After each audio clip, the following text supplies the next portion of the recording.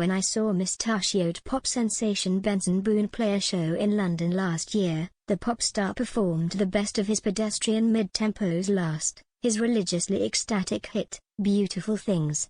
It was inevitable that his UK #1 track would be saved to leave the audience with a lingering sense of catharsis. In the song, Boone depicts himself as a simple man on his knees, praying to the divine.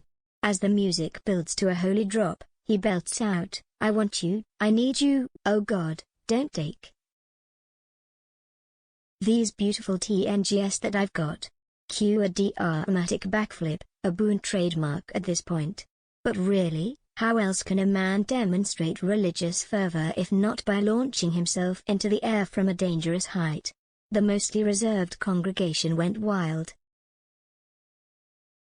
Faith pop, sung by four ordinary guys desperately appealing to God, is the dominant sound in top 40 music right now. TikTok star Alex Warren has just scored the longest-running UK #1 this decade with Ordinary, a cinematic, take-me-to-church number full of heavy-handed Christian metaphors. "You got me kissing the ground of your sanctuary, shatter me with your touch, oh Lord, return me to dust," he croons on the chorus. The almost as ubiquitous gospel-tinged radio hit Lose Control by Teddy Swims was one of the biggest tracks of 2024 and remains one of this year's most streamed and bought. The addiction anthem may not explicitly mention God stuff, bar the aside that the devil's knocking at my door, but, through its themes of surrender and brokenness, reads clearly as Christian-coded. Elsewhere, the Good News singer Shabuzi and hitmaker Jelly Roll collaborated on Stomp Clap Hey anthem Amen, which has them literally on my knees begging for prayers to save them. When they performed together in May at the 60th Academy of Country Music Awards, Jelly Roll told the audience, "We wanna thank God for giving us the grace to give him a little glory in this building tonight." Both artists have leaned into the vaguely religious to much acclaim over the past year or so. And Justin Bieber's just released, gospel-powered R&B project, Swag, is his most overtly churchly release to date. He's always spoken openly about his faith. Remember when his gospel EP dropped during Easter weekend 2021? Or his Hillsong Church era, where he was always seen hanging out with that celebrity pastor.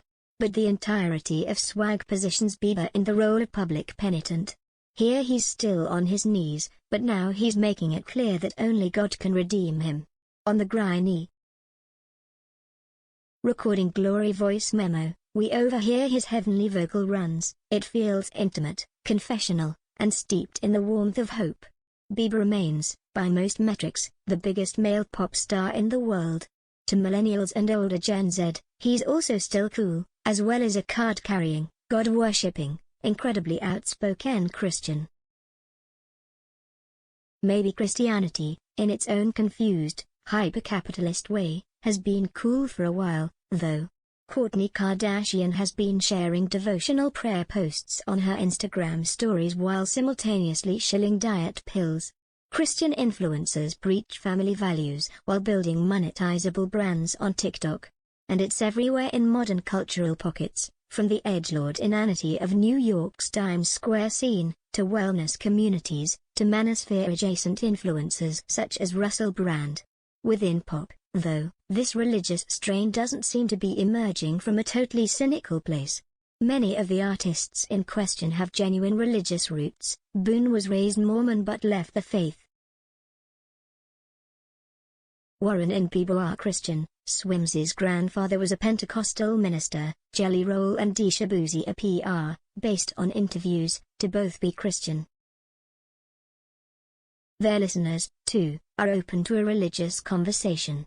Much has been made of the decline of Christianity over the past few decades, but it's still a dominant force. According to the 2023-24 Religious Landscape Study from Pew Research Center, 62% of Americans are Christian, while in the UK, just under half still identify as Christian. Gen Z in particular seems to be reaching for God. Recent data showed the number of young churchgoers in the UK had quadrupled. Christian curiosity might be behind the boom in faith pop too. After all, These aren't the kind of overtly faith-based tracks that have always been foundational to American music culture, or come rippling with cringe. They aren't straight gospel, and they're not contemporary Christian music. CCM, listen to Lauren Daigle, Brandon Lake or Josiah Quinn if you're that way inclined, there. Instead, this new wave of middle-of-the-road faith pop simply gestures toward those traditions. You can hear it in the tremulous reverb, the gospel-inspired chord progressions, and the ecstatic builds that define many of these songs. They're universal and familiar. You've heard one, you've heard them all. But even if they sound like faceless appeals to the lowest common denominator, there's no denying this formula creates huge, emotionally resonant pop moments. Maybe a song doesn't need a face when it's just a conversation between its singer and God. Few could have predicted that we would end up here.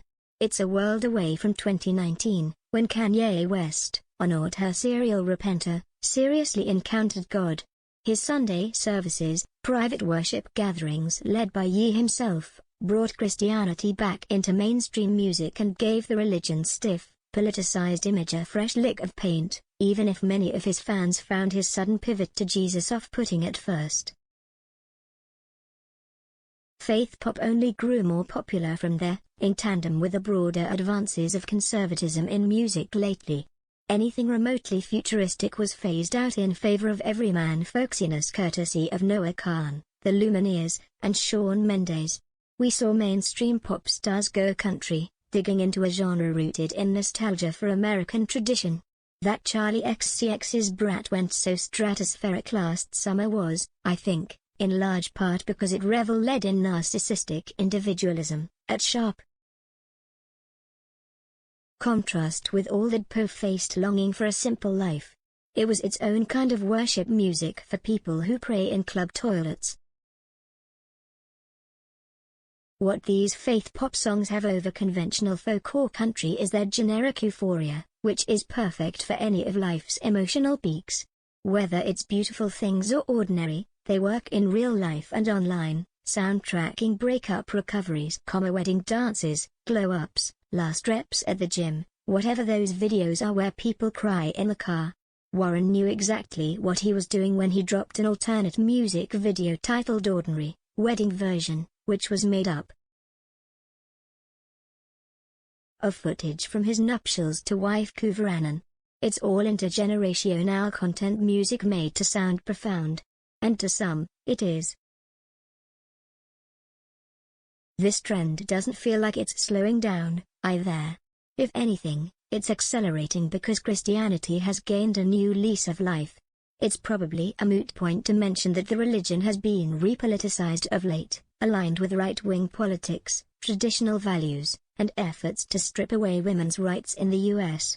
This shift in pop isn't totally apolitical either.